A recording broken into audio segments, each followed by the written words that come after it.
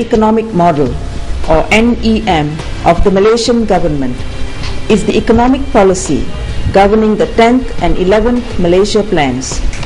It runs over the period 2010 to 2020. Ladies and gentlemen, today we take an important next step in that journey. The backbone of our long-term policy agenda will be a new economic model. A program of delivery in 6 key areas is one pillar of this home. The second pillar is the economic transformation plan that will deliver the economic model. But for the people, this is what the NEM really means. Neoliberalism. That is the underlying policy of the NEM. Deregulation, further opening up the economy to foreign investment. In other words, reducing the role of government and strengthening that of business. According to the Prime Minister, this is the time to accept and embrace the rules of global competition. The priority of government, he says, is to improve the ease of doing business. The 10th Malaysia Plan is nothing but a blueprint for this frantic scramble for FDI, or foreign direct investment.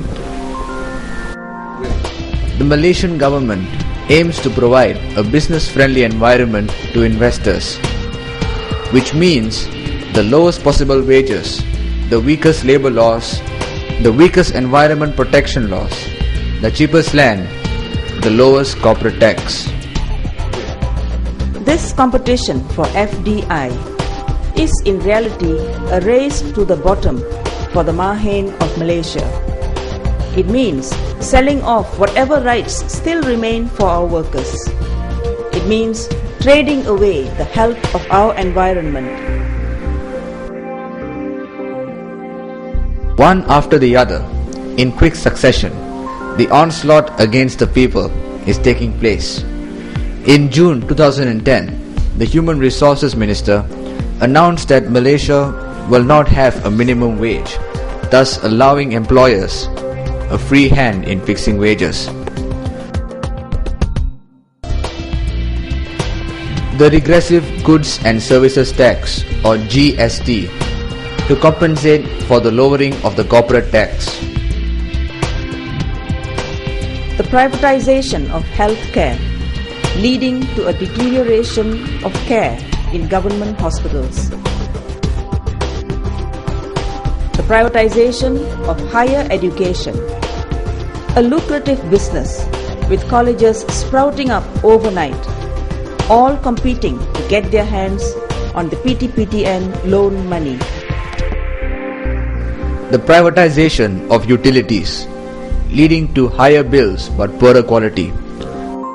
The withdrawal of subsidies, resulting in an increase in the cost of living overall. The worst ever amendments to the labor laws. The NEM is a declaration of war against the Malaysian people. The NEM means life is going to be harder for 80% of Malaysians. The NEM demands that 60% of low-income Malaysian households make do with less, simply eat less. The PSM believes that the economic system must ensure the just distribution of resources to all the people and contain measures to protect the environment. Neoliberal capitalism serves the interests of the minority corporate rich and is helped along by the government. Why should the vast majority of the working people pay the price of the NEM?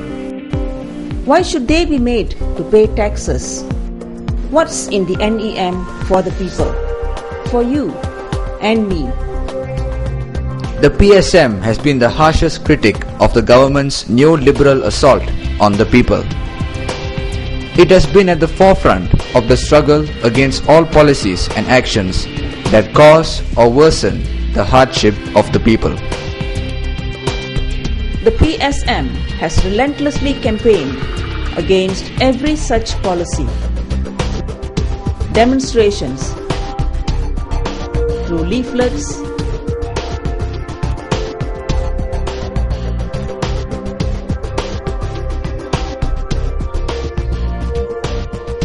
public talks, in the Selangor State Assembly and Parliament through its representatives. These campaigns have won some successes. The GST bill was withheld to avert a massive protest planned by the PSM. It was again shelved indefinitely when Parliament reconvened 7 months later. On the eve of nationwide pickets organized by the PSM against the amendments to the labour laws, the government withdrew the tabling of the bill in Parliament. But the fight is not over. This is a government that acknowledges that the monthly wage of 31% of workers is below the poverty line of 720 ringgit. Yet, it goes on to deny workers a minimum wage. It is obvious this government cannot be trusted to protect the rights and welfare of its people. In fact, this government is bankrupt of ideas, sticking slavishly to economic policies that have failed in the West.